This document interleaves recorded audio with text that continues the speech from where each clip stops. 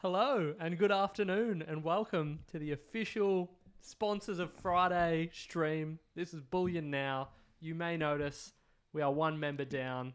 For now. Ruben is here, so Ruben is also here. Member we are down. We've got Michael coming back in. Hopefully, midway through the stream, he's got something that's required him to step away from the office, but we're hopefully going to get him in, tuning in live, but remotely.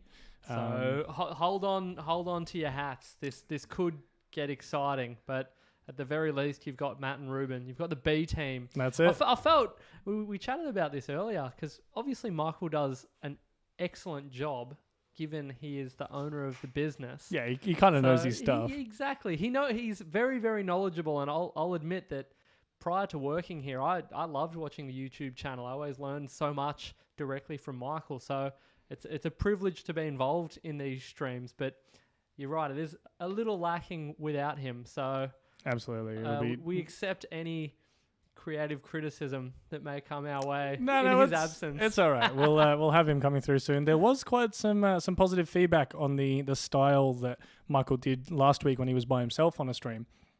We had a bit of a chat about that. We might discuss that a little bit more when Michael's back. But yeah, potentially we want to look at maybe introducing that as a semi-regular kind of thing, back to the Michael's mailbox kind of thing, but maybe not as a weekly stream. We might talk about that. But yeah, it is us for this week. We are back from Sydney. You and I both went for completely different reasons. Yeah, but that was quite the surprise. Yeah, sitting behind the table at the Anda Expo and the Money Expo and seeing Ruben queuing up. That's very it. Exciting. So we were up in the beautiful Sydney. I obviously had to stop by and do some of the tourist things. So there's the Sydney Harbour Bridge, and obviously did the Opera House and some other things like that. But Matt, you were there for the Anda show. What's the Anda show? Indeed. So I organised the Anda, the Money Expos. There's 4 that happen around the country. So there's Melbourne, Sydney, Brisbane, and Perth. This was the Sydney leg, and I'll be totally honest, I wasn't really looking forward to it, because I'm not super fond of Sydney. I lived there for a couple of years. I know. I was going to say, I feel like you've earned the right to say that. I think that's allowed. However, I've slightly changed my tune. I actually really enjoyed this trip. I think sometimes when you're really not looking forward to something, when your expectations are low, they're very easy to exceed. And this trip certainly did that for me. It was... The show was great. The trip in and of itself was a hoot. I managed to travel around a little bit. And that's something else that's nice. Whenever you go somewhere, to just travel around and be a little bit of a tourist. So I went for my first ever trip to the Powerhouse Museum. And that was really interesting. I'd never been there before. Yep. And it was very understated. They just have on an unassuming wall, a display of coins, one of which is a holy dollar. I think that's grabbed you a couple of times. I remember when we went to Perth Mint and they would just casually had on one of their displays what was their first sovereign that they discovered. I think it's very sometimes understated, those coins that are just really exciting and really like, whoa, that's the first of this, or that's it. Holy dollar and dump is obviously a very, very exciting coin, and it's just like chilling amongst some other generic things, and you're like, where's the fanfare? Where's the excitement? Pretty much, yeah. So it was surrounded by some. It was a section where they had a number of costumes, dresses, and things like that on display.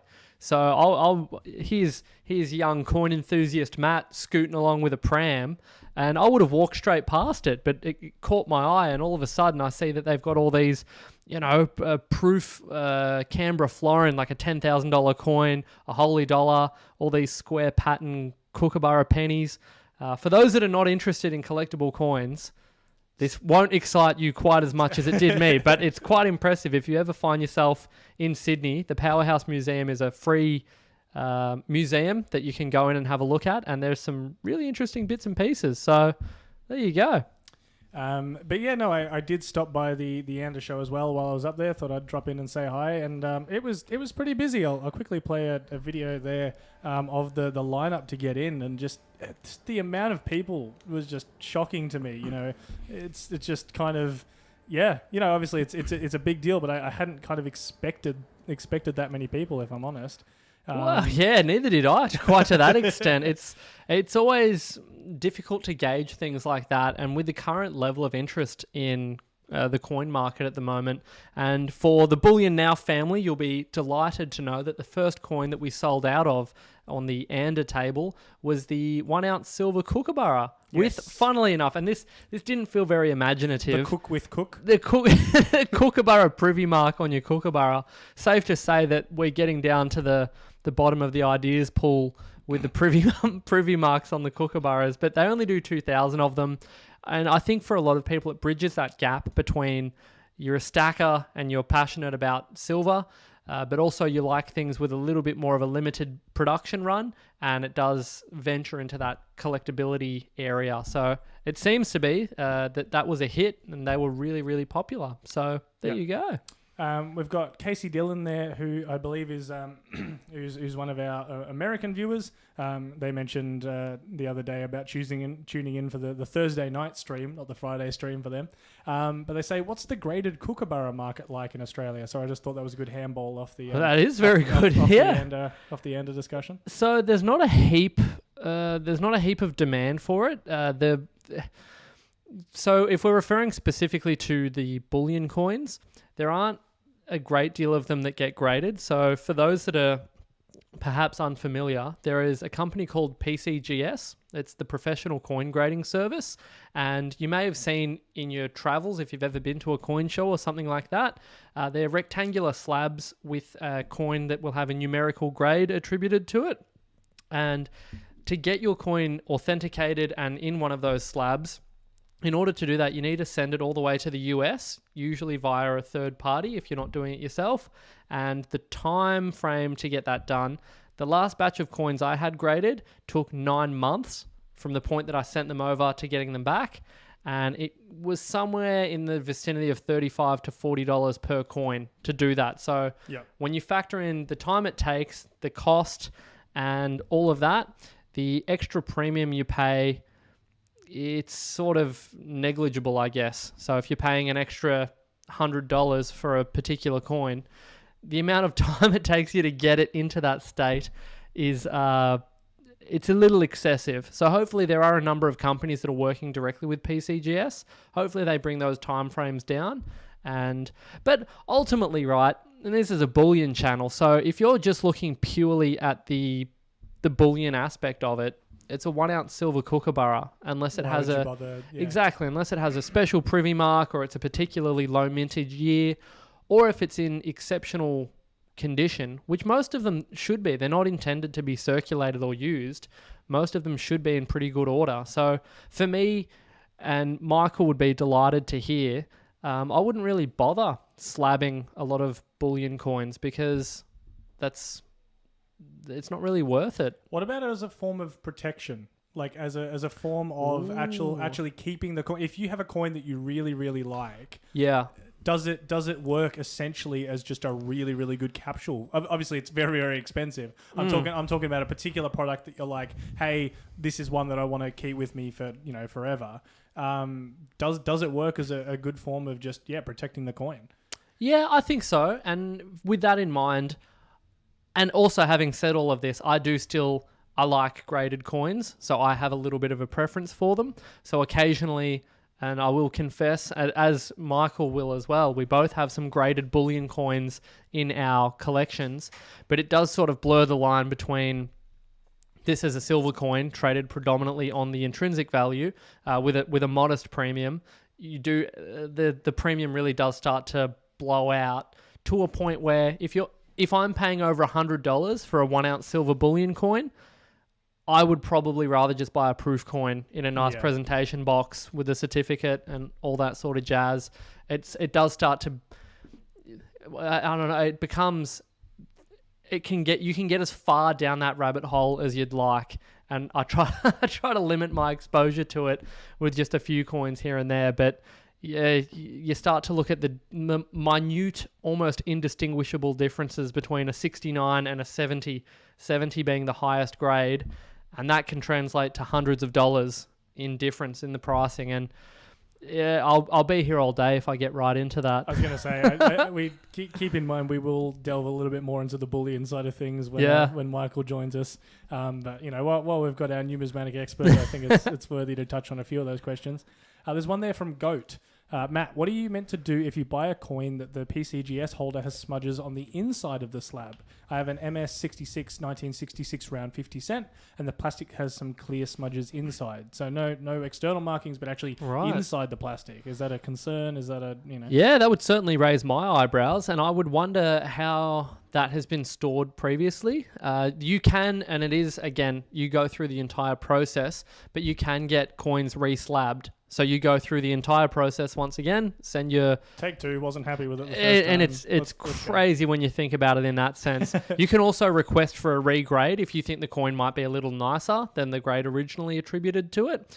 Granted, it's fairly uncommon because I'll have 3 people look at the coin and they'll reach a consensus on what they determine the grade is, but you can still send it off and just get them to reholder it for you, which is probably somewhere in the vicinity of $30, I imagine, depending on the coin. But gee whiz, if you've already paid the initial premium and now you're wanting to get it re-slabbed, you're talking quite a high... It really does get up there. And I guess, as you suggested, Ruben, it's probably one of those things that I would do for a sentimental coin. You know, if there's one particular coin that you love or holds a special place in your heart and in your collection, go for it. But it may not be the most practical option for your entire stack. But yeah, I'd love to see if someone did their entire stack. Send us a photo. I'd love to have a look. Nice post says, did either of you two get one of the 1 ounce silver Aurora Borealis coins? Yes, yeah, hey, I did. Yeah, I was going to say I didn't, but I love that series. So that was a joint, not a joint venture per se, but Downies had organised that through the Perth Mint. Yep. And that's the second in the series. And I've always been a real sucker for nice... I sound like a little kid. Nice colours on a coin. But all of those Aurora coins, I just think they're really impressive, and they're the type of coin that once you have it in your hand and it catches the light, they've done an incredible job. The Perth Mint, as well as the Royal Australian Mint. I think coin technology has come a long way in terms of the application of colour to coins, and there are some incredible things coming out at the moment. So it's an exciting time to be a collector of things that are a little out of the ordinary, which fortunately I am. Well, I remember you saying, how do coins like that do, to put it bluntly? Because I remember a while ago, you and I having a discussion in store about how some of those kind of things that didn't really have as much history to them necessarily, whilst they might be cool, the kind of the coin market almost kind of turned their noses up at them and went, well, hey, you know, it might be cool, it might be new technology being used, it might be all these kind of things, but it hasn't got, you know, what's in it for me. So are they still a good thing to pick up? Yeah, it's a really good question, and it's something that I think you need to address that on a case-by-case basis. Of course. So the problem is, and I guess there are even times in this industry when we can take a look at a coin or an upcoming release and make a decision based on just what we're seeing or the subject matter and say, wow, this might go crazy. This is such an interesting theme. A good example of something like that might be, and I'm saying this, I'm going in blind. I don't know how they went, but the Kiss coin, something like that. If I just saw an image of it and someone said to me, do you think these will be popular? I would have thought, yeah, they'll go nuts because, you know, Kiss is such an iconic and well-known group. But then you might run into the scenario where the stacking community isn't that interested in a coin depicting a band, or, you know, it's a very tricky one. But there are instances where, like anything, when you're right, if I make a call and I say I think this coin's going to be incredibly popular and successful, and it is, I feel like a genius. But it's very much it's similar to going up to someone in a casino at the roulette wheel and saying which number will come up next. As being in the industry, you have a little bit more of an edge in terms of information, but geez, it doesn't always translate to being the crystal ball type operator that sometimes people think you might be. I'm hoping this is working. I've just swapped some settings around because I believe we have Michael. Hey, look at this! Can you hear me all right? That's the question. Yeah, I've been panicking. I thought I'd have to just run this whole show by myself with Ruben. Or maybe Ruben wasn't. I was getting nervous. Can you hear me okay? Yeah, you're coming Yeah, through. look at this. He's made it. Do we have sound? Oh. Yeah, well, we do. Can you not hear us? Oh, great. I can hear you. I'm just not sure if you can hear me. Oh, no, we can hear you. We're good. All right. It's working. How Look are at you? this. We're going well. Welcome to your show, mate. Yes, I'm appearing from our dispatch centre today, so I've had to be down here. So I missed what you were talking about, Matt. It was absolutely unreal. What were we talking about, Ruben? we We're got just into talking about coins. We went down a numismatic rabbit hole. Yeah, while you weren't here, we started talking numismatics. We and needed to be slabs. pulled out of it. I think the audience was getting restless. Well, we're back on track now. That's it. Michael, there's a Bullion I question. can't that's just hear come- Ruben. Oh, Oh. okay. That was something I was trying to fix before you jumped on. Does that mean that no one can hear you, Ruben, no, if Michael can't? I think people can hear me.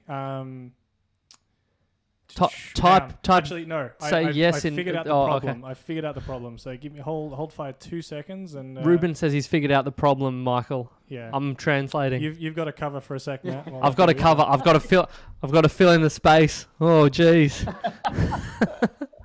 Oh, there's wires still going hear me? everywhere. This is madness. Can you still hear me? Yeah, I can hear you fine. All right. I think How's that, Michael? Are we on? I can just hear you, mate, in the background. Alrighty. Well, we'll take that. Someone wants to know. Hopefully, you can still hear me. But yeah, someone wants to know if we're getting in any of the 5-ounce turtles, and even just broadly the turtles. I think have been quite a popular design that we haven't got in any sizes. So is that one we're likely to get? Don't know. I'm just having a quick look. There you go. You're talking about the New Zealand mint ones? Yeah, I believe so. Yeah. Yeah. Possibly. Very You heard it. cryptic. You heard it here first, folks. We have put the feelers out, but it's they're a bit hard. Yeah, they're a bit hard to get hold of these days. New Zealand Mint doesn't seem to be making a heck of a lot of them. So, yeah, not sure what the go is there. Yeah, I've got a few people saying that I'm a bit echoey. I don't think there's anything I can do about it. I think it's probably the room I'm in. Yeah. It's not got great acoustics. That's all right. Mr. Variable, I believe they've been asking about this for a couple of weeks. They've been asking about the Morgan coins, Morgan Le Fay coins. Yeah, we can get them. I've just been a bit gun shy with them. Yeah, no, that's fair enough. But does that mean that we will be getting them eventually? We need firm commitments here. They're made by Royal Mint, aren't they? Yeah, your favourite mint. Yeah, that's the kind of the problem. I don't know how I feel after they snobbed me when I went all the way to the other side of the world to go and see them. Jeez, that's yeah, rough. I don't know. African elephants, we are thinking of getting those in. Yep. I suppose we'd better talk. Yeah, some bullion talk while you're here now, Michael. Yep. I kind of want to talk about the dragon and what the process is going to be there if we have any more details on that front, because we've kind of said, hey, November's going to be the time that they're coming out at some point. In the past, we've done pre-orders. what information can we get from you today on the dragon? I don't have a lot of information. We do have our allocation now, so I can tell you it's a very limited allocation, far less than I'd prefer. But we will still fight tooth and nail to get more in for people. It is going to be a limited release. We've probably got enough gold to satisfy the initial demand. I'm only talking 1 ounces here for now. We've got enough 1 ounces allocated and on order to supply initial demand. The only hiccup with the 1 ounce golds will be the delivery schedule out of Perth. So you may find that we've got them in stock, we haven't got them in stock, we've got them in stock, we haven't got them in stock, and it'll bounce around a little bit while we get that consistent flow through. The platinums, honestly, if you can find a platinum, buy it. We do have our allocation. We will make them available. I don't know if we're going to have pre-orders on the platinums. I probably need to think a bit harder than that because we really don't have enough platinums to allow the chaos of pre-orders. I honestly, as harsh as this sounds, I think we're going to need to make it a free-for-all. Like we'll limit it to 1 per person, but it's pretty much going to be first come, first served on those ones. The silver, we will try. I'm tied by Perth Mint. They don't like us doing pre-orders, even though we've got our allocation. I will obey by Perth Mint's requirements on the as far as pre-ordering goes on the 1 ounce silver, but I will try and make a component of them available for pre-order, and I will try and make a component of them available for, as we normally do, people with unallocated silver. We try and play fair by everyone. So we'll try and put a component aside for people with unallocated. We'll put a component aside for people on the phones. We'll put a component aside for people in stores. And we'll try and break it up that way. So it kind of means hopefully you'll get a couple of bites at the cherry, so you'll be able to at least get 1 or 2 for your stack. Yeah, we see that if we just do an online release or something like that, we get people saying, well, hey, I only come into store, or, the things like that. And so to kind of offer what we get in those different places, I think is the best way to do it. Yeah. Aussie Drop Air, we will have a limit on for platinum just to try and share the love around a little bit. Matt, we've tried just put them on the website on launch and it causes absolute chaos, and we spend the next 3 weeks replying to emails and abusive phone calls when we do that. So we're trying to be a little bit more fair. I'm not sure about the fact that I look like Moses today. I know I've got to get a bit of a trim here, but we'll get there like that. I'm not sure about smells like John the Baptist, but anyway. What else? The other sizes. That's what I was going to mention with the dragons. So we have got heaps of the 1/2 ounce and 2 ounce silver on order. I'm anticipating them to not be an issue immediately, but I have a feeling that Perth Mint are under the pump with getting their products out. Products produced. So because of it's stuck in treasury thing that we've been talking about for months, now it seems all the coins have been released from treasury. So now they're actually trying to get all the flaming things produced. So I anticipate that they've made enough for the initial launch of the 1/2 ounce, 1 ounce and 2 ounce in silver, 1/10, 1/4 and 1 ounce in gold. So we'll get the launch away, but I suspect very quickly, because then they'll start to try and produce the 1/20 in the gold, the 1/2 ounce in the gold. I suspect their spare capacity will be taken up with either other coins or those other sizes. So I'm expecting there to be a shortage probably coming into just when you need it, Chinese New Year. And then possibly later on in the year, we'll actually see the flow, later on next year, we'll actually see the flow improve again. Again, I'm speaking a little bit off the top of my head here. We haven't got confirmation from Perth Mint.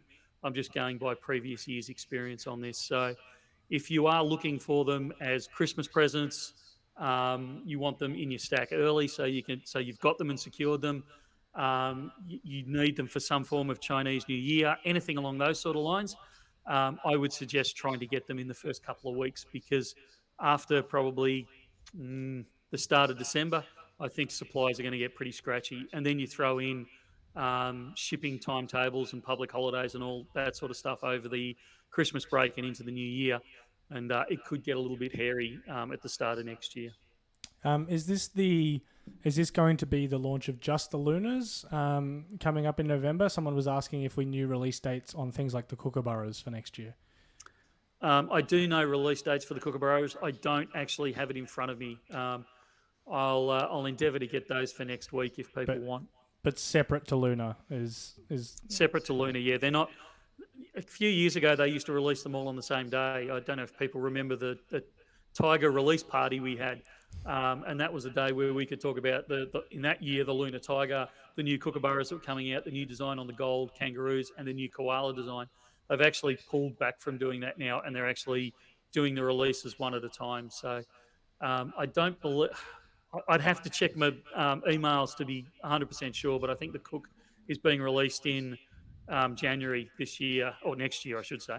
And then the kangaroo and koala in the months later. So I don't think the koala gets released till like April time. So they've actually pushed them out quite a bit. Yep. No, I actually kind of missed that kind of launch day idea of everything for the following year. It made it a bit of a celebration, bit of an exciting thing. So I know I'm personally a little bit gutted that's not how they're doing it, but obviously they've done it that way for a reason. So we'll see. We also had cake at our release party. Back to production. That's also that's the other thing that I think made it exciting. Yeah, I think it all comes back to production at the end of the day. Yep. The other thing I wanted to talk about was Vegemite, Michael. Hang on. Before you launch off, okay, Aussie Drop Bear, LCS that's cool. will have the proof Lunas. Yep, good stuff. Oh, I'm going to interrupt as well, Ruben.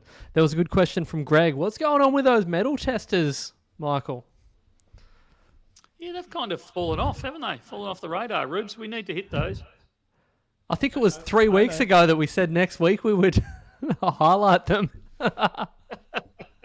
Wouldn't surprise me. Well, here's the promise. Next time all three of us are in the same room together, they'll get highlighted. Yeah, I better have next week off then. Alrighty. Did you have a question, Ruben? Ruben? There's a couple of questions. Before you... Sorry, Rubes, I know I'm jumping. No, I didn't even try this time. People are asking about the various designs and effigies that are going to be on the dragon. We can't answer your question because we are still under embargo. So I'll get smacked if I say anything on it. But one thing I will say is the fact that they are not. I'm not saying what the effigy is going to be on the back of any of the coins because it's going to vary. But they have permission to use the Queen's effigy, the celebration one, all the way through till May next year. Now that doesn't mean they are going to use it for the Luna, the Kookaburra, or any of those. But it does mean that it could be either. Don't think just because it's launched 24, it's going to be the King's effigy. It has potential to be either. Dun, dun, dun. Ooh. All right, here's a question for you, Michael. Do you think it would be more or less desirable depending on the effigy that is present on the dragon coins? I don't think the effigy will make any difference to the dragon at all.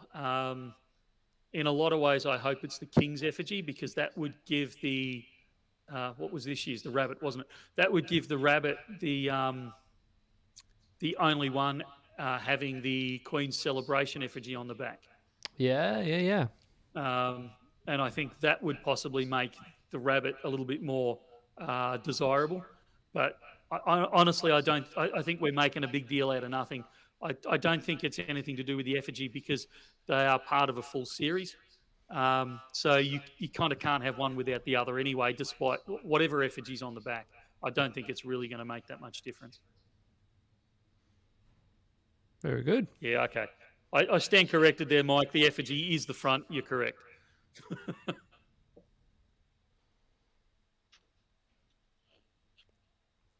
Am I launching in now? Okay, Rubes, yeah, go for it, Ruben. Hit it. I wanted to talk about the Vegemites.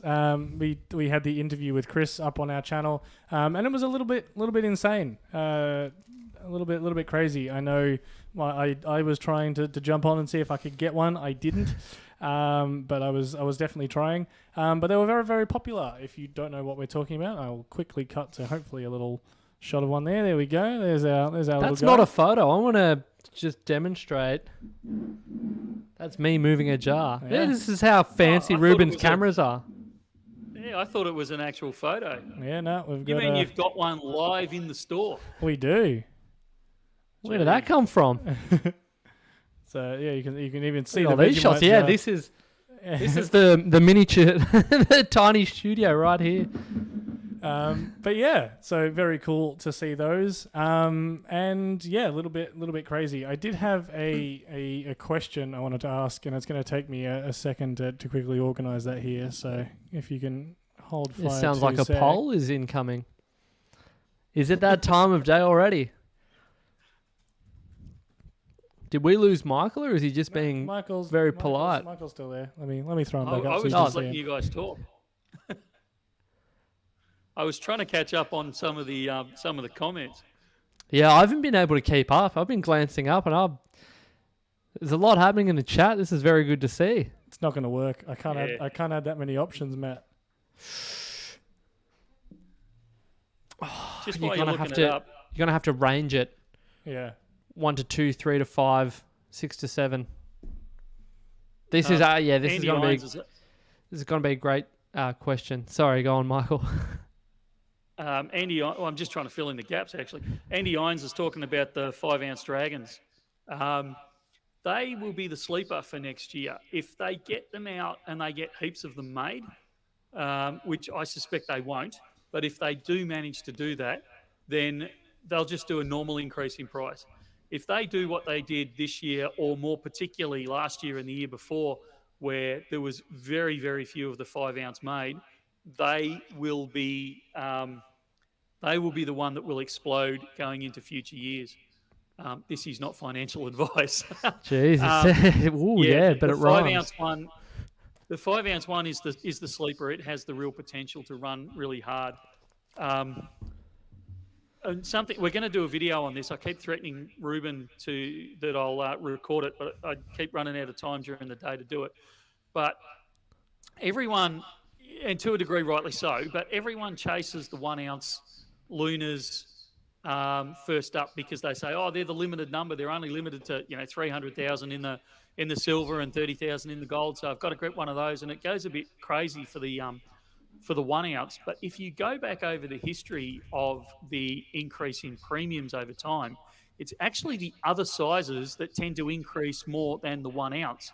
Because even though they are advertised as unlimited, and we've banged on about this a few times, they actually aren't unlimited. They're just mint to order for that year. So those guys they'll stop using them about June next year, and they won't make any more. So if you go back through history and you look at the mintage numbers on previous years, you find quite often that the other sizes, particularly, across the range, but particularly in silver, I was going to say, their mintage numbers are actually far less than the 1-ounce coins are. And so they're the ones, everyone collects the 1-ounce, and then 2 or 3 years' time, they go, oh, actually, I'll start a 1/2 ounce, or I'll start a 2-ounce collection. And so now all of a sudden they're trying to go back and fill their gaps, and they can't get them from Bullion Now anymore because we've sold out and they've stopped producing them. So the price of the 1/2 ounce, the 2-ounce in the silver, the 5-ounce potentially, and the 1/10th, 1/20th, to a degree, the quarter, the half, and in the gold, they tend to actually go up. As a percentage-wise, they actually go up more than the 1-ounces do over time. Again, not financial advice. This is a generalisation looking over the history of the Lunar series. Philip wants to know how hard or easy it would be to get a 1-ounce silver Lunar Year of the Horse. How do you go going back to previous Lunars? Is it easy or is it just expensive? If he smiles at us nicely, I actually found 1 or 2 in my desk the other day. Just email through to Con and Andrew. They'll be happy to take your inquiries. Oh dear. So shoot an email through. I missed whose name that was, but whoever that was, shoot an email through to sales at Bullion Now. I'll see what I can tee up for you The guys are going to hate you for that one. But that's Yeah, well, I'm not saying everyone. I was just saying whoever that was that asked about it. oh dear. I've probably got one or two put aside that I can actually provide them if they would like. All right, this here, Michael, is my very important poll.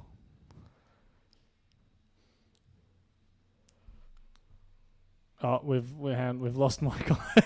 All right, I'll fill in the gaps. All right, so we're asking the very, very pressing question of what is the appropriate way to prepare your Vegemite toast? And we've got There we go. We've got Michael added to this scene as well. There we go. You can see what we're doing. Yeah, we've got a scale of 1 to 6 here. Ruben prepared all 6 of these pieces of toast just before the stream. And yeah, not quite. We'd like to know which is the ultimate way to prepare. Yeah, I think most people get it. The answer is obviously 3. It's a very split thing. I think so. Michael had some fairly strong opinions on it. I don't know if he's bold enough to say them on stream. Yeah, go on. No, I'm very un-Australian. I can't stand Vegemite. I think it's one of the worst things invented. Oh my goodness. I'd rather eat axle grease. Is there a way to boot that guy out of the stream? Maybe I added him to this scene. I think it's best to take him off it. David Hamtaro says 6 is for real men. That's brave. Number 6. Alrighty. Sorry, I thought that was an interesting one. Interesting because it's something that divides the population a little bit. I think. Yeah, the leaders. My family. So I got a pommy wife. So Promite and particularly Marmite are big in my. I can't stand either of those two either. But my wife and the kids all eat the Promite and the Marmite stuff because she's a pom. Now, one of the other reasons I was bringing up Vegemite is because of kind of what's happening on the secondary market already with them. We're seeing those jars which were sold at just below $199 to just below $200, going for that $450. I think I've even seen $500, already. And these ones weren't like the jars where they had this special edition gold one. These are just 1 ounce of silver, as plain as you like. They're obviously very, very cool, but for it to instantly be going up for those kind of numbers, it's a little bit insane. And I kind of wanted to talk about, well, is that just a flash in the pan, do you think? Is this something that's likely to stay with it just because of how iconic it is? It had double the mintage of the jars. So is this just people going, hey, I'm buying this in the hope that it does something like the jars did? What's your take on it? Who are you asking first, mate? Oh, I'll start with you if you'd like. Look, I think I've got to be careful here. I think you're going to see a run up in the price for the first couple of weeks while everyone's scrambling to get hold of them. Then I think you're going to see them ease back in price. Probably not back to launch price, but I think you'll see them come back a bit. Then I think over the longer term you'll see them increase because they're an iconic thing. It's an iconic year for Vegemite. It is very Australian, despite the rude comments I made about Vegemite a moment ago. It is very, very Australian. I won't say it's Australian as Foster's because I don't know any Australians that actually drink Foster's. Yeah, no, we don't drink Foster's. It is very, very iconic. It's a little bit like exclusive Coke memorabilia. Obviously not to the extreme, but it's very similar to that in that there will always be a collector interest in it. So I think you will see it maintain its value and increase over time. But I'd say we're going to do a little bit of this in the short to medium term. Is the fact that it's related to the 100-year anniversary a defining factor at all? Because obviously that's not even if they decide, hey, we actually really want to produce a lot of Vegemite bullion moving forward. If they aren't tied to the 100 years, is this the one to have gotten? Because of that? It depends what they do. If they release 101 year and they only release 20 of them, then that's going to make it, that will be the one to get. But, it's pretty unlikely that they would do that. I think they'll start producing a generic one with the success that these have been moving forward. So I would suggest particularly the jar, but the jar and the toast are going to be the two things to have. What about you, Matt? I don't know, Matt. What do you reckon? I'm a little skeptical. I think it largely depends on where to from here with a product like that. I can see how, and for instance, I'll put myself in the shoes of the CEO of Vegemite, and they may well have been skeptical about the whole jar promotion from at the outset. Then when you see the success and subsequently the dollar signs rolling in, I would hope that wouldn't then influence future decision making to a point where the market ends up saturated and you end up potentially, I'm not saying this would be the case, but it would be possible that if they continue to just produce and produce and produce, you end up with a situation like the PNC market where it's a great product. I think it's undeniable, and I actually love PNCs as an item. I think they're great. But the market has been saturated by Australia Post to a point where they pretty much, a lot of them just drop down in value from the issue price shortly after being released. So yeah, I think I take a little bit more of a cautious approach when I see this level of hype in any market. It always raises my eyebrows. And it's also interesting to see a lot of people on the Facebook groups getting passionately upset about a follow-up product, but I would be shocked if the vast majority of them were not also all on the computer rapidly refreshing their page at 8:30 or 9 a.m. or whatever it happened to be. I think a lot of people, when they miss out, they'll then take to the social media platforms with a great deal of intensity, and the ones that did manage to get their hands on them, they sort of tone it down a little bit and pop it up discreetly on eBay. Well, that's kind of what I meant with the Fallout thing. I've seen a lot of people getting very vocal about the fact that they weren't able to get a hold of this, and you kind of see that whenever there's a limited mintage release. You know, I see it all the time with RAM and whatever, but I don't think Vegemite will have experienced that level before. You know, I think Ram are probably used to, you know, and Perth are probably used to some of that venting of, hey, I didn't get my hands on this product. But I honestly think this will have come out completely out of left field for Vegemite. I saw a couple of comments about, I'm never buying this again, like never buying Vegemite again, or, you know, it's left me with a bad taste in my mouth. Michael would say that's just the taste of Vegemite. But, you know, that's it. There's a lot of people angry about not being able to get their hands on one. And I honestly hope it doesn't dissuade other brands, other companies from doing something like this because of the passionate community.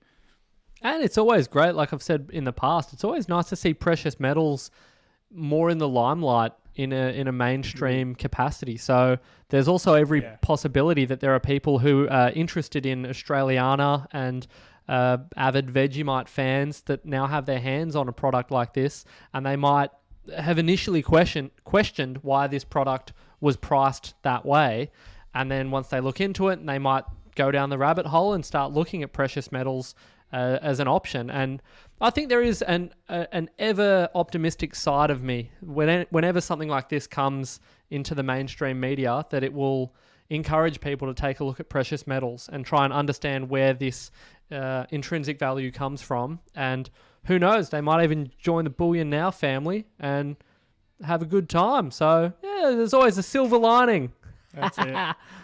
I even had a stroll down to where it's made.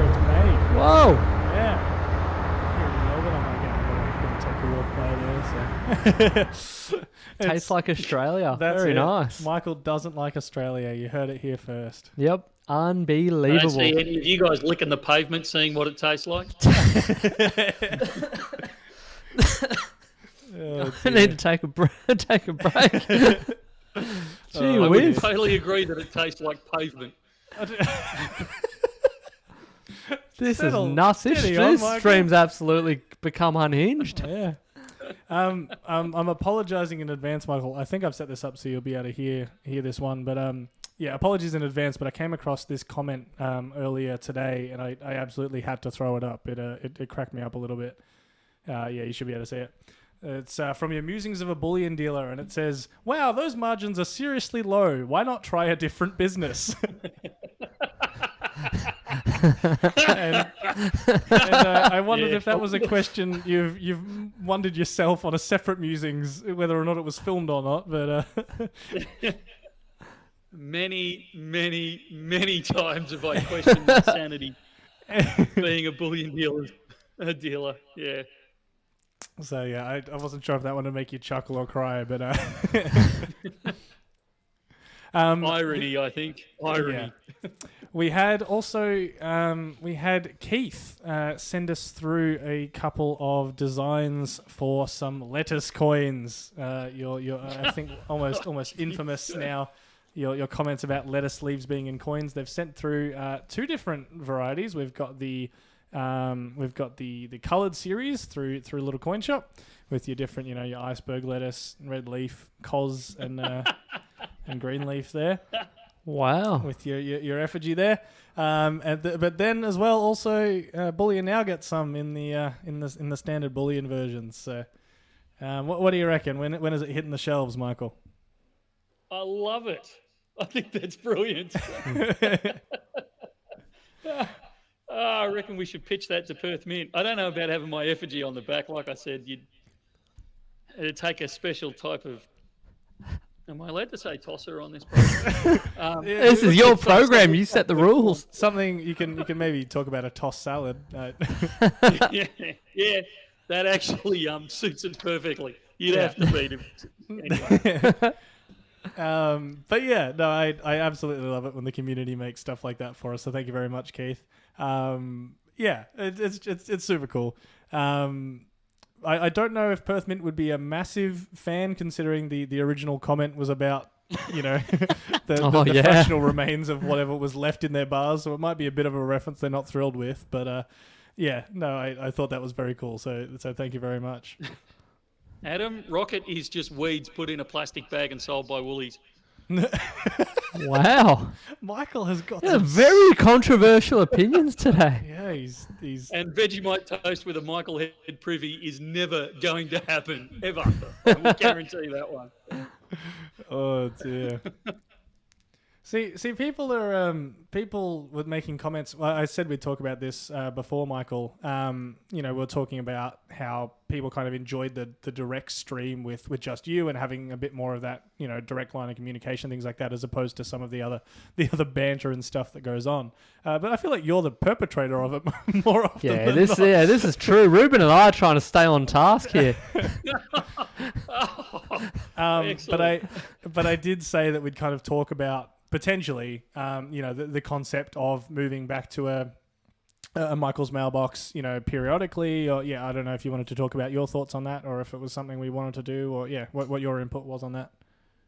Yeah, I actually think, as much as I don't like polls, I think we should probably run a poll on this to get feedback. Yes. But I don't think we should do it every week or anything along those sort of lines. But I think, once every 2-3, probably once a month, we should possibly do that. So run a live stream. If you weren't tuned into last week's live stream, the other two abandoned me and allowed me to just sit in my own devices. And we just did something that we used to do many years ago, which was a Michael's mailbox, we used to call it, where basically people just threw questions at me on the live chat and I just answered them. So it was just went like a machine gun for an hour and a half, just answering any questions that people, those dodgy questions that you want to ask a bullion dealer, and either maybe you don't have access to one directly, or you don't want to put your face to that question. It allows you to use the anonymity of the internet to just fire any of those questions at me, and get a fairly straight answer where I can do it. And I think that would actually work I think possibly. It would be a good idea to go back to that every so often. But I would be interested to hear what people watching this would actually think of it. So I don't know, Rubes, if you can throw a poll up to give us some idea if people would be interested in, say, once a month doing a Michael's mailbox where we can it's just me talking to camera, answering any question that you throw at me effectively for an hour or so. making that first one a bit of a live option, and then the offline one being kind of what we've done in the past as well, which is basically also Michael's mailbox, but a bit more of a you going through questions made on other YouTube videos that we've had, as opposed to people typing them in live. Yeah, and look, just to clarify, it wouldn't be instead of the Friday live stream. We'd still do the Friday live as we normally do. We like to keep that regularity there. But, if we could offer it on another day, or, I don't know, another time or something like that, would people be interested? I think it seems to be a bit of a yes. And I just want to point out that I easily cracked the 100 likes last week without you two bunnies there. Yeah, it's because you weren't drawing attention to it. You've been very cool, calm, and collected about it. It was good fun. There was a couple of questions. Kane's saying that we already have a comment section. Yeah, we do. I'm happy just to run just to say, well, we'll just do the comments and just run with that. But it just, like, we find we get sidetracked quite a bit, and we get a lot of questions in the live chat or in the comments sections just here. And so quite often we don't get to a lot of the questions, where if you go back and view last week's live stream, I don't know, 50, 60, 70 questions I got through. It was just, just hammering them out. So, yeah, I don't know. Yeah, no, that's fair enough. Look, I think moving forward, yeah, that's the kind of thing people are interested in. But yeah, if we just make it something we regularly but sporadically do, and keep doing the Friday show for a bit more of the banter and the stories, I think I think that works.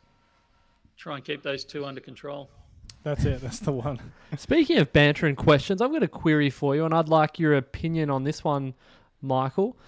We're looking at gold at that all-time high sort of range at the moment, but this was probably a question last week, but silver doesn't seem to have really shown any great signs of life. Do you have any expectations of silver in the future, or is this something that you would have expected in the current climate and the current state of the world? Yeah, look, there's a couple of things. I'm trying not to be rude, but I'm just bringing up Kitco. We have actually, like, the spot price has increased. You're still looking at, it's about $2 over what it was about a month ago per ounce. So it has certainly picked up quite a bit. Not as much as gold, though, because as humans, historically, when we panic, we run to gold. We don't run to silver or platinum or palladium or property or business or shares or any of those sorts of things. When we panic as humans, we run to gold. And that's what we've seen. And you've seen I'm just trying to bring up the ratio. See, the ratio is almost at 87-1 at the moment, so the gold-silver ratio. So that's what you'd expect. I was saying to someone only yesterday, I don't think I've ever seen, in my 51 years being on this earth, I don't think I've ever seen such uncertainty out in the world as there is right now.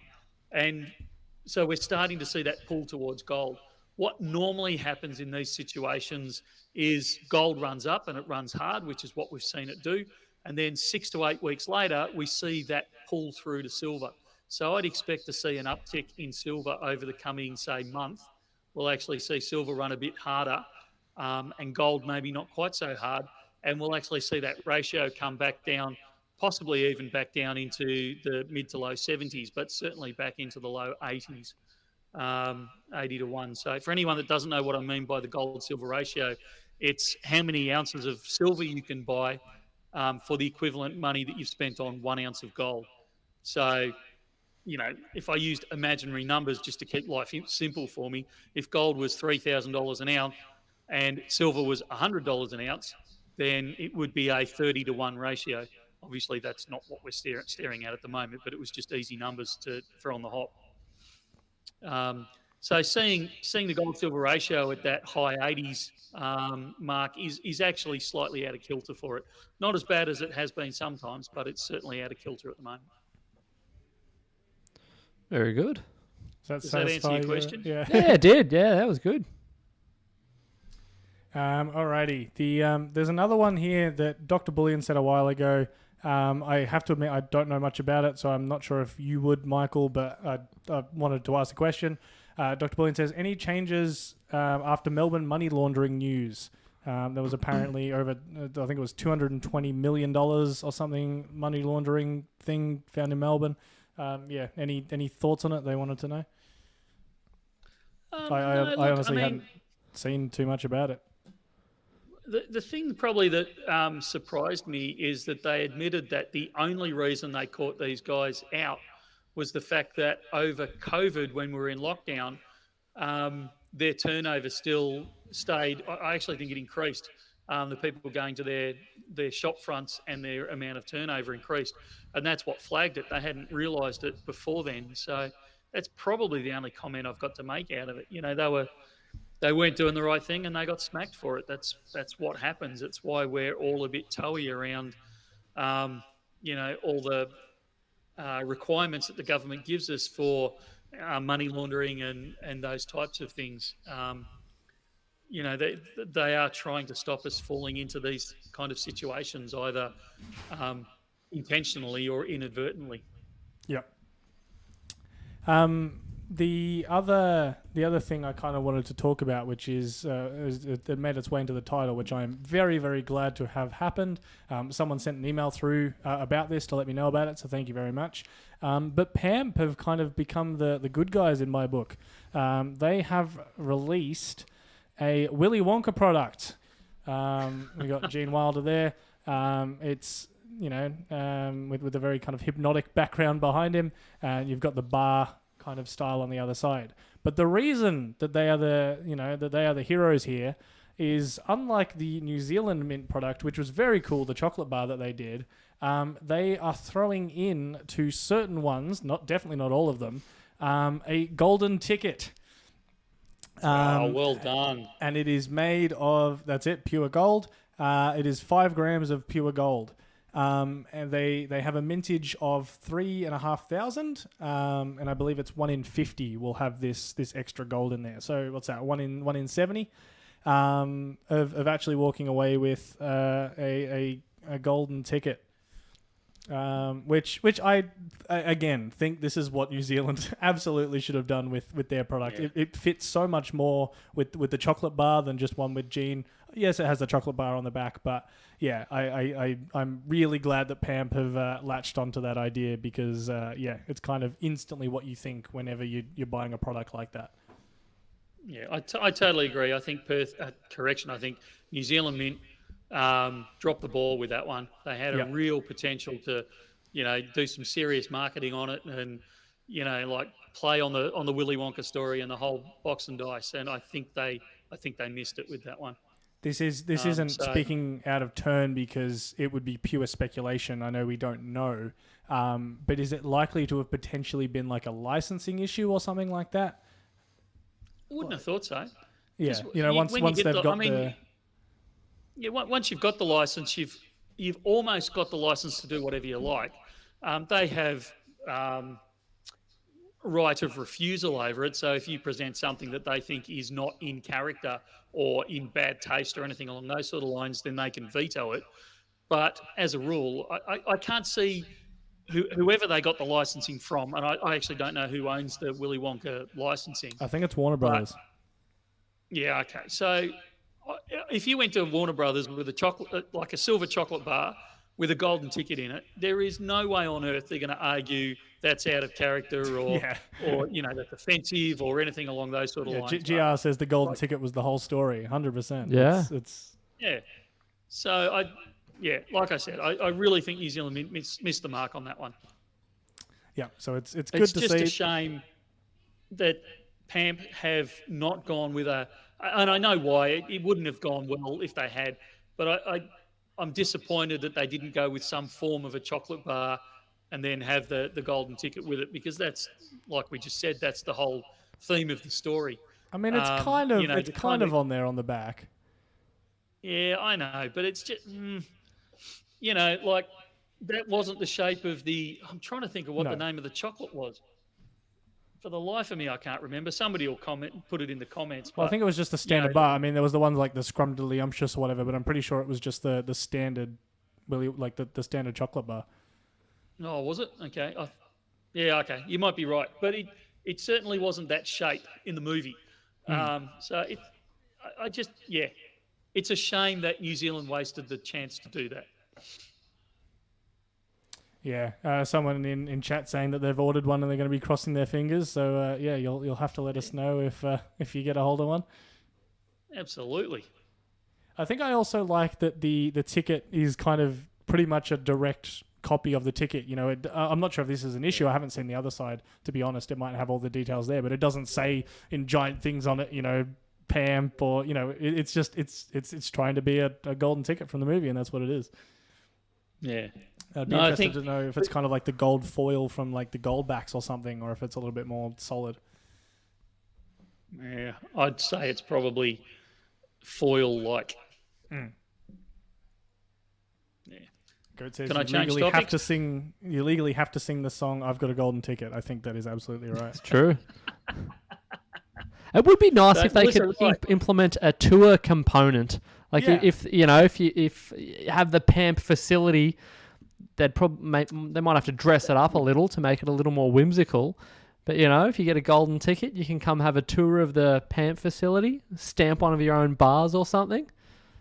That'd be brilliant. Yeah, we're full of good ideas here. We should do a Bullion Now one. Yeah. Jeez, wouldn't that be a jaw-dropping tour? You can see where Matt has his lunch. The 30-second tour. Here we are. Yeah. Sorry, Michael, you were starting to read someone's question there before we cut you off. Yeah, I was. Melissa, right. Hypothetically, if the SHTF or gold is potentially confiscated, where does one sit with unallocated sitting with Bullion Now? Bit hard to give exacts on this one, but as I've said a couple of times, going by previous confiscations of the Australian government, so i.e. the gun buyback that we had way back when, they actually were very generous with the amount of money they offered for the buyback. So my assumption was, if in this example you've given, we as a company had to hand back the gold to the government, then we would anticipate paying you out whatever the amount is that the government offers, which, like I said, going by past histories, would actually be quite a generous amount. Now, I know that it does mean you lose your gold, but at least you're not just forfeiting it, you're actually getting a payment for it. So I wouldn't be stressed about it if that was the case. I think it's incredibly unlikely, and I think under those circumstances, I don't think they would confiscate it from bullion dealers. I think that's possibly one of the ways that they would allow you to keep their gold. But even if they did say, okay, well, even the bullion dealers have to give it back, I think you would be fairly compensated for it. Yeah, it's one of those things that's hard to apply kind of specifics for until we know exactly what situation it is. But it's definitely a question that we get quite a lot in this industry. Yeah. Now, I've got another topic here that is entirely the result of James, who is in chat earlier. I'm not sure if he's still around. But I had no idea about this. Haven't done too much research, I'm going to be honest. But if you haven't seen this, Michael, I thought it was very, very interesting. In, I believe it was March this year, someone found a coin in their field in England. And I believe it was only a week or so ago it sold at auction. But essentially, from what I can make out, I'll throw up some little things about it here. Essentially, it's basically a king that they didn't realize existed before. It's kind of, you know, here's this king that we believe was ruling in was it 30 to 50 BC or something like that. But yeah, you know, there's this king we didn't know anything about, and, you know, do we now have to change the history books because of basically this one coin that's throwing the spanner in the works? I think it might align with some of the Roman documentation, but it basically didn't exist in the British history. And so it kind of got me thinking, and when I was telling one of the guys on the phones about it, they kind of said the same thing. like if you go to Wikipedia or whatever, for example, on this, it basically only references this coin. This is all they're going off, to the fact that this dude exists. And so it's very interesting, because it's like, well, was it just some guy that got his name on a coin? I mean, we were talking before about the Bullion Now lettuce coins and things like that. So they had tossers back then that wanted their effigies on coins. Well, that's kind of what I'm saying. That's it. If all you've got to go on is this, sorry, there we go. If all you've got to go on is this one coin, fast forward a couple of thousand years, that's it. If someone pulls out a Michael lettuce coin, from a field somewhere. King Michael. Is it gonna? Michael is actually ruling the. I don't know. I found that fascinating, that the amount of history you can pull, or theoretically try and pull from just one or two samples of coins. I thought that was very, very interesting. Yeah. The mind boggles, mate. You're not you're not claiming to be a king of anywhere, Michael. Not that I'm aware of. Oh dear. Alrighty. One of the other things we were going to talk about was the fact that that Diwali is coming up soon. I love Diwali. You like the food of Diwali. Every time we mention this, you're like, oh yes, the food. I mean, the festival itself is great, but there's a lot of gift giving. There's a lot of food. There's I have to be honest, I haven't been to the festival here in Melbourne itself, but it's a festival of lights, so it kind of very visual as well, and colours. Oh, it's incredibly visual. Look, the lights are fantastic and all that, but you're right. The Diwali food they serve, those sweet. They'll have a term for them. I'm not going to call it anything because I'll offend someone, but the sweet products that they sell or eat during that celebration are just fantastic. But it's also, it's a very joyous celebration. It's very, very colourful, particularly the women in their saris and that sort of stuff. It's just the whole production. Production's probably an offensive term. The whole celebration is just beautiful, and it's a really great time of year, and it's a really great celebration in the Indian community, and I think it's fantastic. I look forward to it every year. Yeah, it's also very interesting because we don't, and we have kind of spoken about this before, so I won't stay on it too long. But it's very fascinating to have a culture like that understands gold and the value and everything like that, because it's not something we have in this country. We live in a very lucky country, but one of the downside is we haven't experienced anything. I think that the average Australian is looking at gold, at other forms of storing value besides, we just get taught to put our money in the bank. We don't have that cultural understanding of why it might be a good idea to store some of your own wealth. And so it's very interesting to have this time of year for Diwali, where an entire culture essentially comes through and celebrates gold and all that it has to offer. Yeah. So for those that don't know, there are a couple of days during the Diwali festival where it's what they call an auspicious day to buy gold, and there's a whole history behind it. And as an Australian, I'm not going to offend anyone by explaining it. Another culture's celebrations like that, but you're right. The fact that it's become part of their culture and part of their celebration, it shows how, I guess, backward we are as a country sometimes, that we don't have that recognition as part of our culture or as part of our history at all. In some ways, it's good, like you said, we live in a very safe and lucky country, but in other ways, it's not good, because it means that we have no understanding of why it should be. Absolutely. Mr. Variable says, would the 5-gram gold PAMP star fit in a wallet? It would be handy. Is that different? I'm not sure if it's just a slight thing, or because I thought they were Valcambi. It could be a different one. But if it's the Valcambi ones, I would say it probably would fit in a wallet. Yeah, no, it's a Valcambi one. PAMP, as far as I'm aware, don't do a star. Yeah. But yeah, no, they would fit in there, and it would be quite handy. Do we have any of those either left or coming in for this year, or? We've got a few left. I don't think we've got many. Yeah, okay. There you go. Great, hanging on your Christmas tree. They really do look the part. Oh dear. Oh, there's Dan's asking a question there that I'm going to direct towards Matt. Hey guys, I'm new to collecting. The other day, I believe I got an equivalent of a $1 mule, but it's not an 84 year, but it seems to have the double rim on one edge of the face. What to do with it? There, the $1 mule is actually the year 2000, but there was another mule, wasn't there, on the dollar coin in the 90s, or am I wrong? There was a 2005 mule, but in terms of what you've described there sounds more like an off-center struck coin. So if you're only noticing the doubling of the rim on, say, 50% of the coin, it could be that a portion of it was struck off-center, which differs it significantly from a mule. So the idea of the mule is that it was struck with the die of a 10-cent piece, which has a smaller diameter from the dollar, which is where you get the entirety of the rim doubling. But it's not uncommon to see coins that have been struck slightly off center, which is why you get a portion of a double rim, which occasionally, if you're not, right in the thick of it, the way I often am, you can easily mistake it for a mule. So unfortunately, it's a little bit valuable, but you're not talking mule money, unfortunately. There's a couple of really good questions that have flown through all at once there. So yeah, if you want to do a couple of them, Michael. Yeah, Brian Smythe is asking if gold ever went to 30 grand, say, would BN still buy back? Absolutely, we would.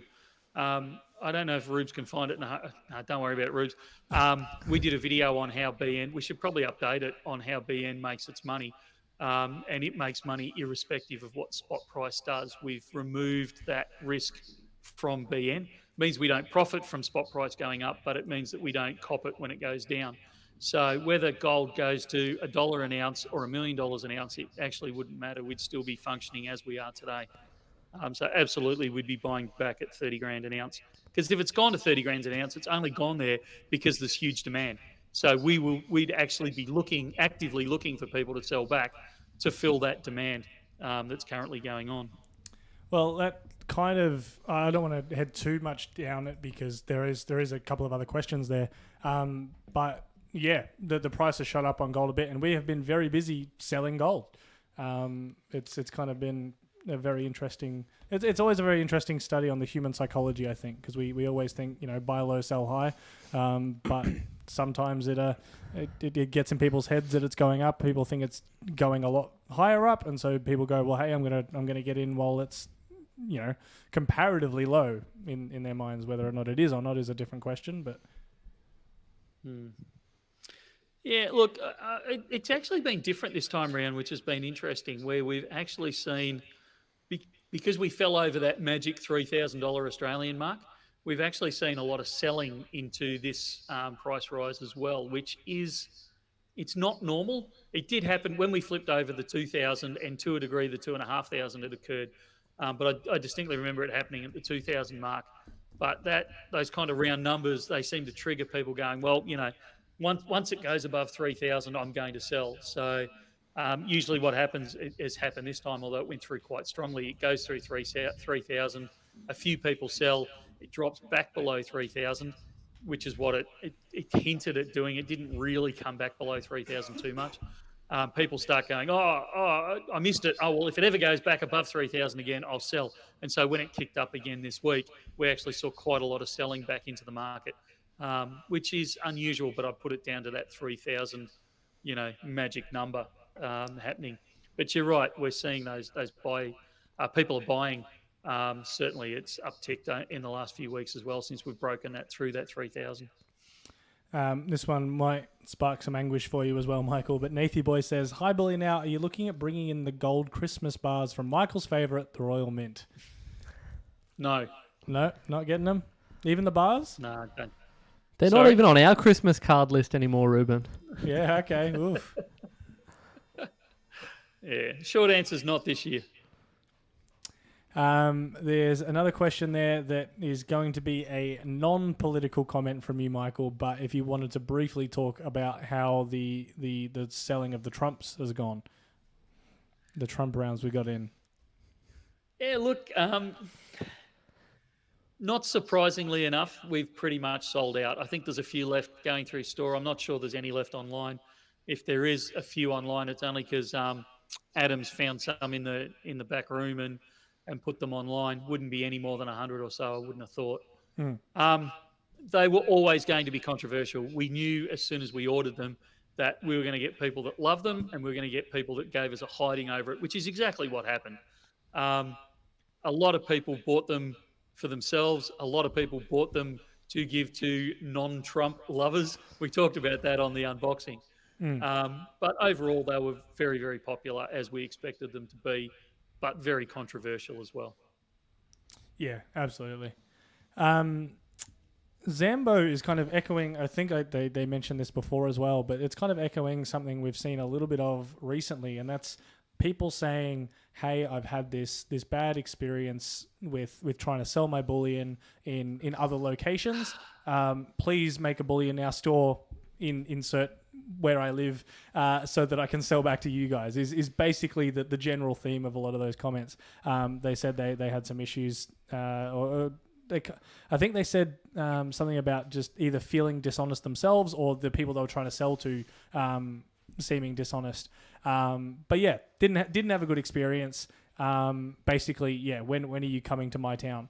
And it's interesting. Store, I keep getting requested. It's interesting to have that because that essentially is almost how Bullion Now started in the first place. Yeah, to a large degree, it was. I know you've always told the story of little coin shop having people that were also interested in bullion. You were sending them to some other places, and basically the feedback you got wasn't fantastic. They said, hey, for whatever reason, didn't have a great time, and you went, great, there's a gap in the market there. I'll create Bullion Now. So it's interesting to me that we're getting people essentially saying that same thing for all these different locations, saying, hey, there's a real gap in the market here because of whatever reason, whether it's they're buying back significantly below spot, or they just want to the customer service of Bullion Now, whatever it is, they're missing something. And I thought that was an interesting comment. Yeah, look, I'm not going to say too much more, but stand by for the new year. You may see something opening near you. Depends on where you are. Wow. You can't say that. There's people here from all over the world. Someone's requesting a Texas store. There's Sydney. Yeah, there's been a few Texas requests. There is a lot of support within Bullion Now for a Texas store. Several of us would like to go over there.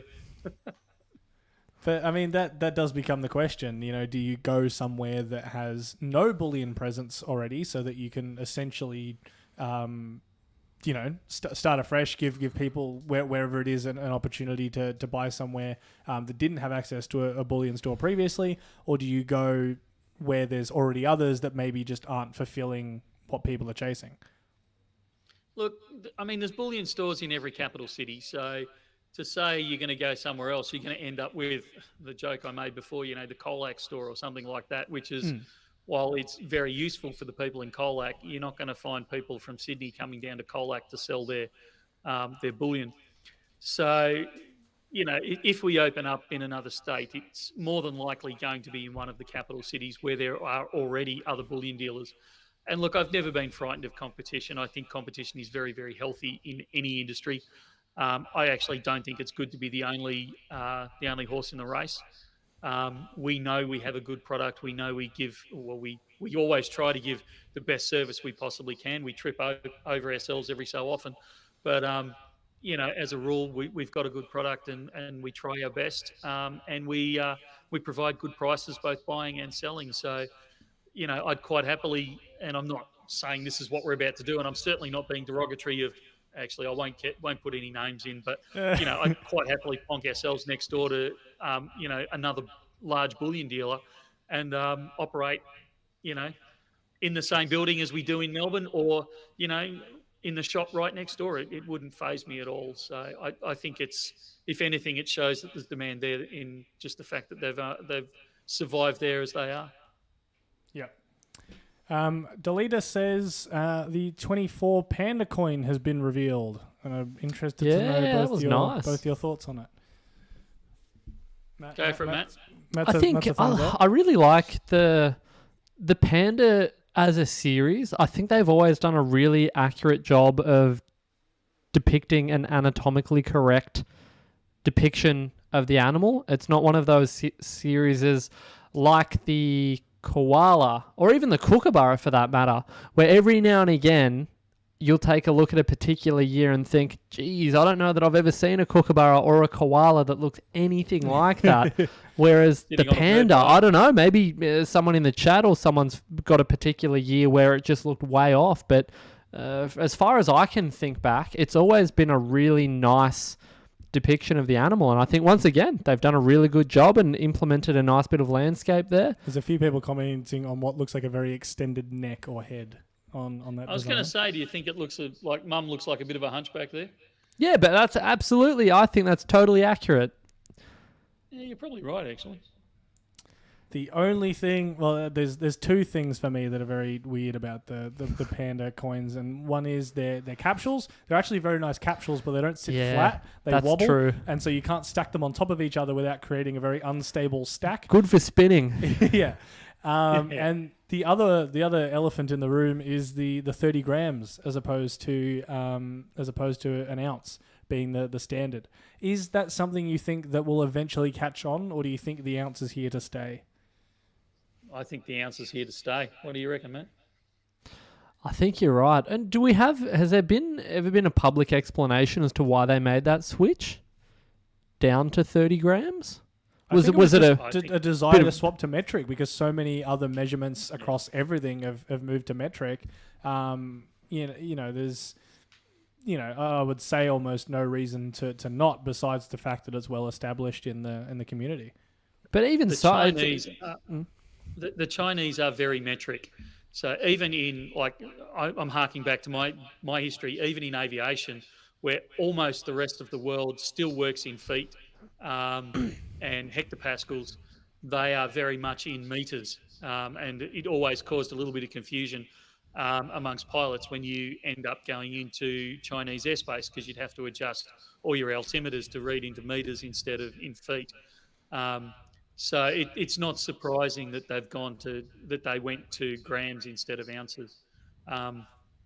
But I think the ounces are here to stay. I think you've got more chance of getting the Americans to accept the metric system than you have of moving the rest of the world away from ounces.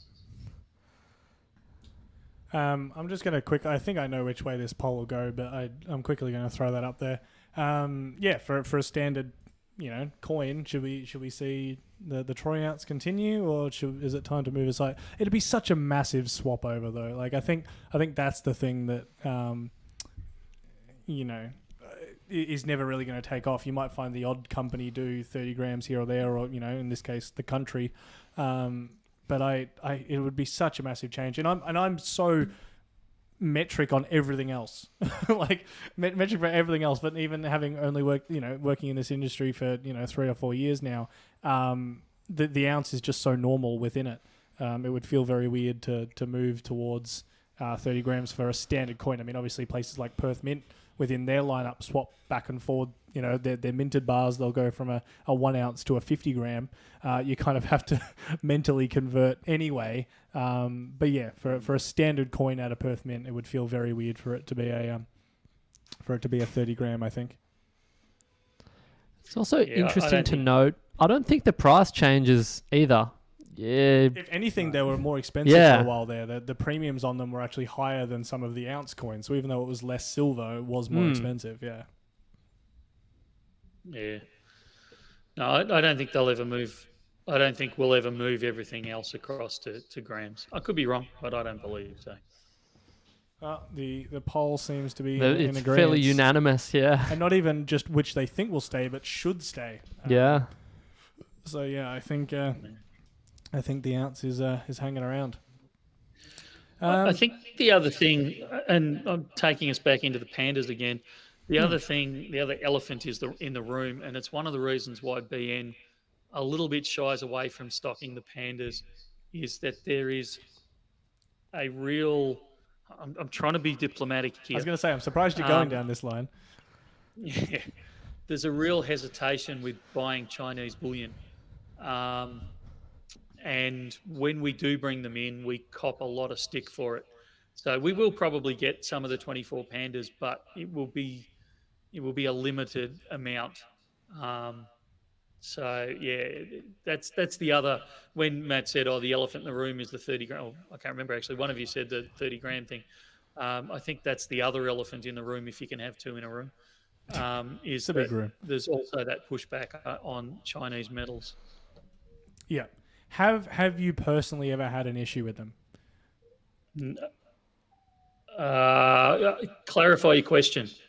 Have I had a problem with fake coins that have come No, from China, well, or with the Panda? like an official product coming out of China. Have we ever run into any issues? And I'm not saying that means that they're all fine. I just mean, I wasn't sure if you had any stories of us running into any issues from their stock. But yeah, obviously, a lot of the fakes we see will have probably originated from there. To be totally honest. The actual Chinese bullion, so I'm not just talking about the Pandas, but some of those bars that we've got in that you guys would remember, we've highlighted them a couple of times, that their banks produce over there, and some of their celebration ones, they're stunning coins and bars. I don't know, was the Chinese mint at last year, or it's still this year's, isn't it? Was it the last Berlin Money Fair route? I believe Japan was. I don't remember seeing China. Yeah, okay. Some of the stuff that they produce is just absolutely stunning. Their designs are creative. The techniques they use and the information and designs they fit in onto a bar or a coin are just like amazing. So as far as they go, I absolutely love them. I've got some of the Chinese gold bars in my personal stack because I just think they're stunning. But, there is that... There is that reputation worldwide, not just about bullion, but about everything, where China doesn't recognise copyrights and things like that from other areas, and trademarks from other areas of the world, and it's an issue. No, absolutely. Is there anything else either of you were wanting to bring up? I think we. Jeez, Tom's gotten away from us. Yeah. Oh, heck, yeah. There could still be something on your chest that you wanted to rant about or talk about. I've always got stuff to rant about, but not in 2 minutes, mate. Well, that's it. That's why it seems like we'll have a separate stream, and more Michael's musings hopefully coming as well. That seemed to be. Have you reviewed the one that I put up this week? I actually haven't, to be totally honest. I was planning on doing it after this, but yeah. You can't say that another one exists now, because now the pressure's on. They're going to say no matter what was said, release it. And I don't know what you said in that, so I don't know if it's worthwhile releasing or not. Yeah, they're the best ones. We'll get one out. If it's not that one, we'll do another one. Rubes keeps me in line, so it's not a criticism if he pulls the rug out from under me. It's usually because I've done the wrong thing again. Yeah. Well, I'll give it a look and see. But yeah, no, we should have hopefully some more of those coming. I've got to double check that we can get pricing on them, but we've got hopefully a Diwali product coming soon. Yep. Is there anything else kind of in the pipeline between now and Lunar that we can talk about? I think there's one or two unboxings I think to come before the Lunar ones arrive. Okay. I think, depending on customers, but I think we're unsure. That arrived this week. Hopefully, some videos coming soon. Can I tease the fact that we actually finally filmed a video the other week that we've been hanging out a while for? No. No. All right. Cool. We'll leave that. We'll leave that secret and ambiguous. No, we actually. Now, I'm not going to say anything else about it because I want to keep it a bit of a cliffhanger and to see what can happen with it. But we finally set some safes on fire. So we've got a bit of the Bullion Now special coming soon with Michael outside with a big bonfire and a couple of safes. Guy Fawkes night for Guy Fawkes. So stay tuned for that. Yeah, and it was. It feels like a clickbait article with the results may surprise you, but the results genuinely did surprise us.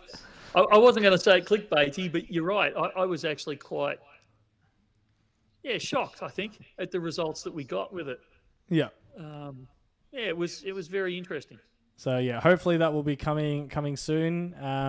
And yeah, you'll obviously see what you think of it. But it's a bit of a test for us as well to see if you guys enjoy that style of content. A little bit crazy, a little bit out there, kind of similar akin to the cutting the 1,000-ounce bar in half. So yeah, if you do enjoy it, share it, like it, all that kind of jazz, and hopefully we can do some more stuff like that.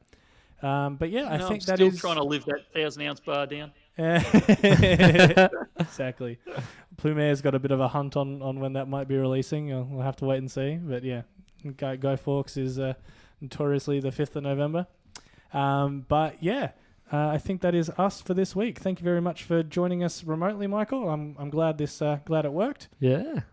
Yeah. Next week we're all here. I think so. I'm here. Get the band back together. We might even look at some metal testers. Oh, he's keen. I'm here. Are you here, Matt? Michael, you both here? I think it's on. I think I'm there. Yeah. We'll wait and see. Fingers crossed. You have to tune in to find out. No worries. All right. Well, thank you very much. We will hopefully see you all next week. Sounds good. See ya. See ya. See ya.